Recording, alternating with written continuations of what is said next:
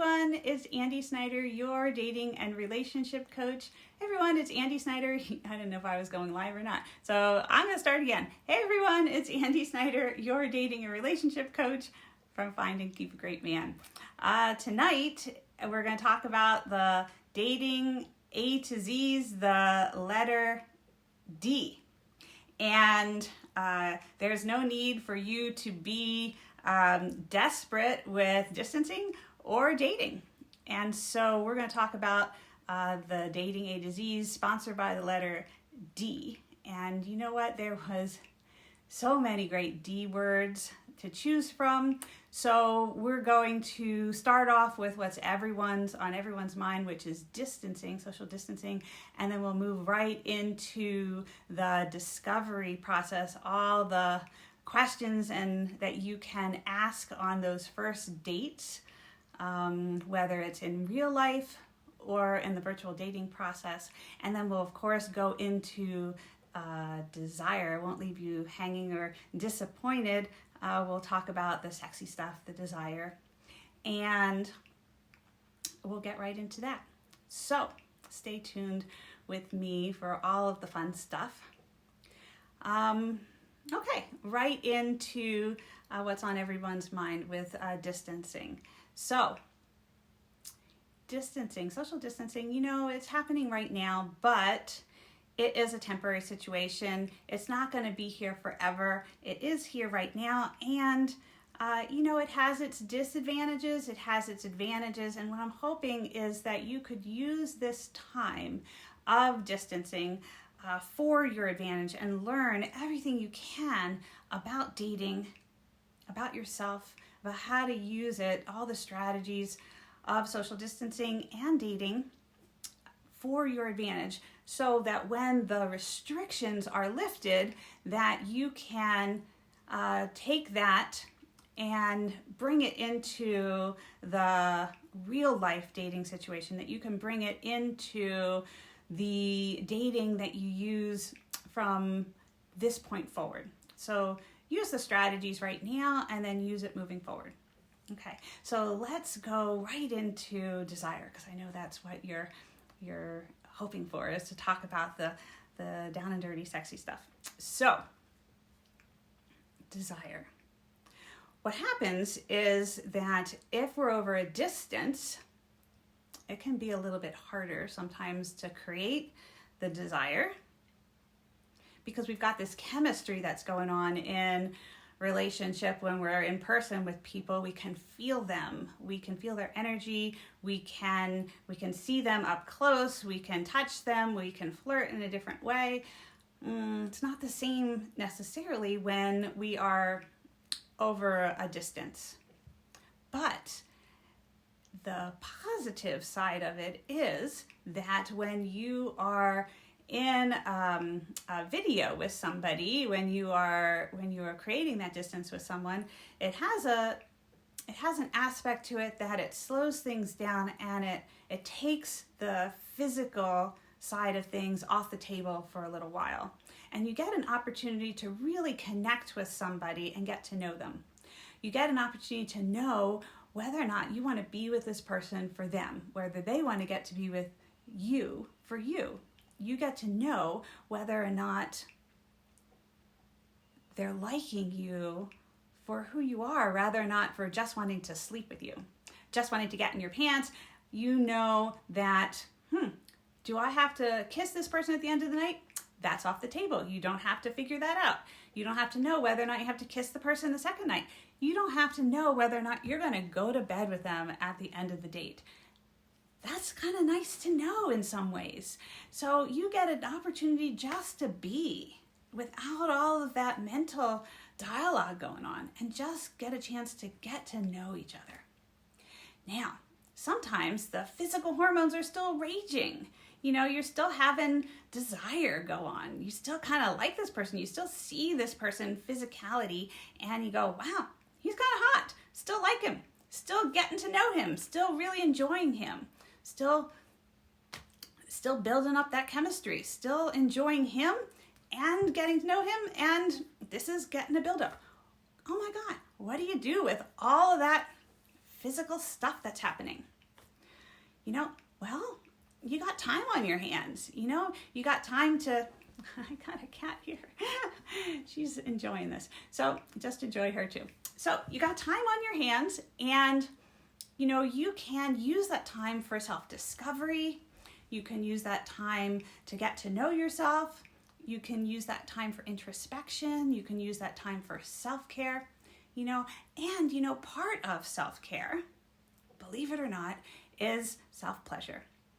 Self-pleasure. So part of you is probably familiar with self-pleasure. Maybe you've done a little of that in the past, and maybe you haven't. So if you are interested in hearing a little bit more about the correlation of self-pleasure and attracting a great guy, I've got some information about that in my Soulmate Attraction online program. So just private message me, and ladies, I'll tell you all about that.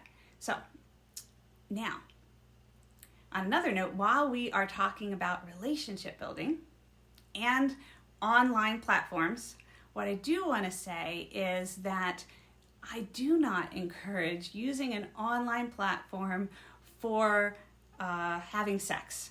So the opposite side. I don't encourage using these online platforms that we are talking about for having sex if you are dating, if you're just building a relationship. So there's reasons for that. One is because if you're just getting to know somebody, I don't think it's a good idea to start an online sexual relationship. Just the same way, if you're just getting to know somebody, well, what happens in real life if you're just getting to know someone and that person is with you and then he disappears? So it can feel the same way. It's like, hey, he's there and then he's gone. So it'd be the same thing as if you're in an online relationship with someone. You start sharing pictures. Hey, I'll show you mine. You show me yours. It'd be the same thing. So you want to be careful about what you get started with in an online platform. Wait until later when you feel like there's a lot of trust built up, when you really get to know somebody, before you start doing something in a sexual capacity with someone. Now that's not to say that, hey, if you're already in a happy, healthy, hot relationship with someone, there's a trust component built up, you have an established relationship with someone, you've been with this person a long time, and now we're social distanced. Oh my God. So I cannot tell you what to do with these online platforms. I cannot tell you what to do with these online platforms. So if, this adds a little spice to your life, do what you do. I'm not telling you what to do or not to do.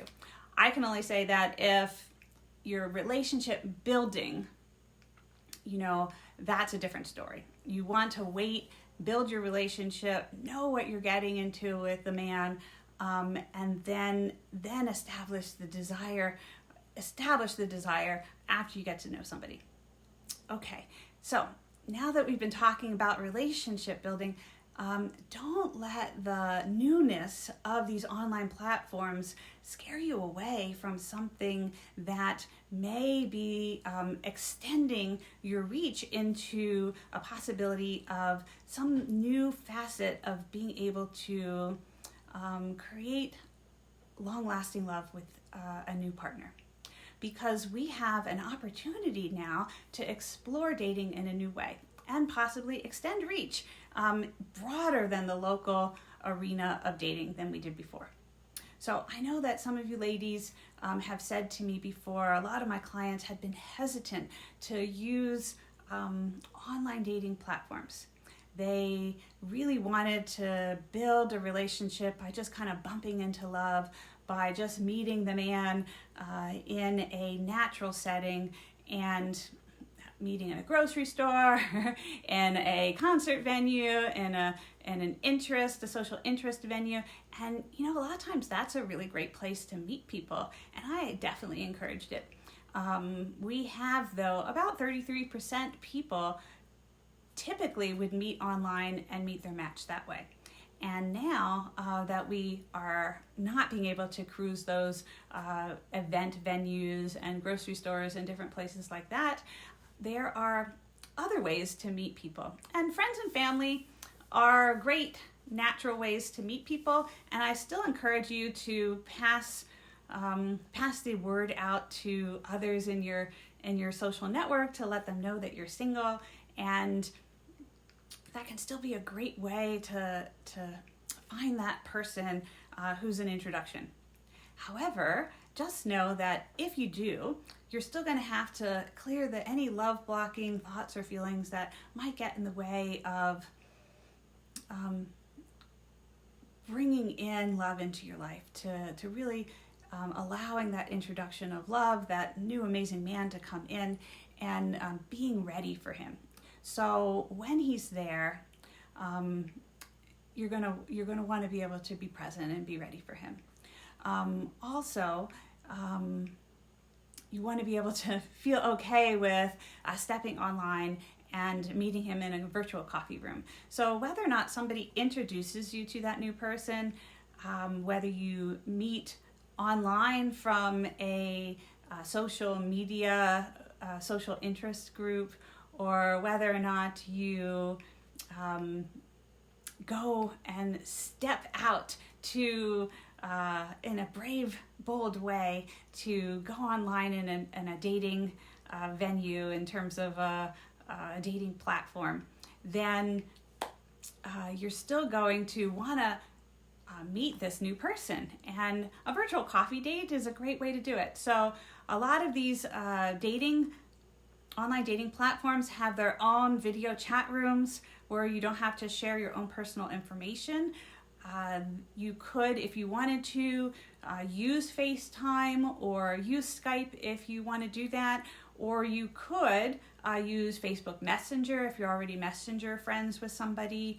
You could also get online with Zoom. And Zoom is a great platform nowadays where you can have free video conferencing with someone where you don't have to share your own personal information, have a private conference room, and get online just like what I'm like with you right now, and you could be online with somebody. So that's a great way to have a connection with somebody, chat face-to-face, and be virtually connected. So I definitely encourage it. It's a bold step, but I really encourage you and invite you to take a step towards creating lasting love, especially during this time. And then onward, you could also use those same strategies. So what to say now in that discovery process? What do you say in those dates? If you haven't been used to doing it, what you can do in those initial dates is it's good to say things that are interesting rather than a barrage of just questions, to some things that spark interest. And it's also good to, when you're trying to get to know someone, to kind of screen them out for your deal breakers. So during this discovery process, you're going to want to define what your deal-breaking items are. So I'll give you an example for myself. If I was going to be in a chat room with somebody, video chat, I would want to know, for instance, if they were married, if they showed up and they didn't like cats, or if they were allergic to cats, if they had young children and they were sharing custody with them, or if they were a smoker. That would be instantaneous. It's like, okay, I know that he's not the guy for me. I could know that right away. Now, it doesn't mean that I'm going to kick him out of the Zoom room and say, okay, dude, you're out of here. Well, no, I mean, if he's being a nice guy and we're having a nice conversation and I'm getting to know him, I could still continue that nice conversation. And perhaps he'd be a great guy for one of my other friends, or perhaps there's something other interesting about him that I could get to know him. Maybe he has an interesting hobby, or he has an interesting business connection that would be great for myself or a friend. So there's other things of value about people besides, is he going to be the man of my dreams? Okay, so that can be great as long as he is he's not treating you poorly, But it doesn't also mean that you have to continue an ongoing relationship with somebody who's not the person of your dreams. You want to be able to have an awareness of what's a good connection for you and what's not. What makes a good business connection, what makes a good friend connection, what makes maybe a possible friendship for somebody else. So those are good awarenesses to have. For future dates, if you find somebody who you really do connect with, you want to discern as you're moving forward, kind of like the path. Are you on the same path? And this takes time sometimes as you develop relationship with someone, as you're building that relationship. Are your values the same? Do you have the same priorities in life? Do you share a similar lifestyle? Do you make decisions the same way? Are you comfortable with the way that person makes decisions or talks about things, the way they process information? Are you comfortable with how they handle conflict? So that could be a big thing as well. And so when you discern that and you have that discovery, and it's good to be able to know that about yourself as well. What are those things that are important to you in those areas? That can be really important in terms of, are you on the same page? Are you going forward in the same direction? And when you know that and you're discovering that about that person, then you'll know, how far do I want to go with this person? Do I want to be in a committed relationship with this person? And then whether or not you want to actually share physical intimacy with that person. And if you do, when you're ready to, that could be a great time to start talking about sex. And you don't want to necessarily even talk about the sex until you're ready to be in that intimately sexual relationship with that person.